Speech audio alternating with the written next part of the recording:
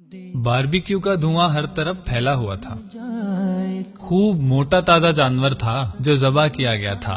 सब कुछ बांट कर जो गोश्त बच गया था, आज उसकी बारबेक्यू पार्टी रखी गई थी।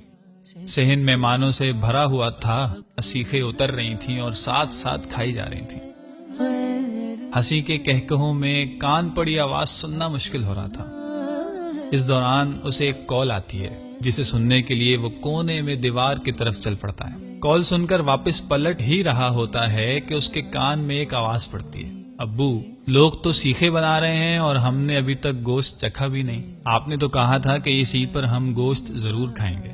ये सुनकर उसे एक जोरदार झटका लगा। ये आवाज पड़ोसी की 7 साला बच्ची की थी।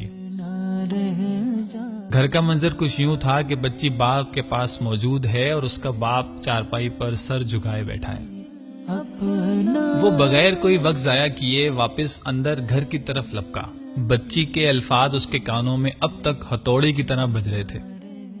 अंदर पहुंचकर फ्रिज खोला और घर में पकाने के लिए रखा हुआ गोश्त ही उठा लाया और दौड़ता हुआ उनके घर पहुंचा तो बच्ची ने ही दरवाजा खोला।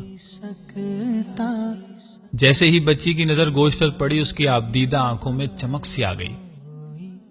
बच्ची की ये हालत देखकर उसके वालिद के भी आंसू निकल आए। हाथ उठाकर दुआ देने लगा, अल्लाह आपको खुश रखे, इस जहान में भी और उस जहान में भी, और जिंदगी भर किसी का मोहताज ना करे। उसे ऐसा लगा जैसे जिस्म में सुकून की एक लहर दौड़ गई हो और कुर्बानी अल्लाह ताला की बारगाह में कबूल हो गई हो। सामीने किराम, हम अपने खाते पीते घराने के दोस्तों को दावत पर बुलाकर समझते हैं कि बड़ा सवाब कमा लिया। क्या हमने कभी ये सोचा है कि हम इन गरीबों का हक उन तक पहुंचा रहे हैं या गाफिल हैं? अगर गाफिल हैं तो हमें इस गफलत से निकलना होगा। अल्लाह ताला से दुआ है कि हमें हर तरह की गफलत से बचाए रखे। आमीन।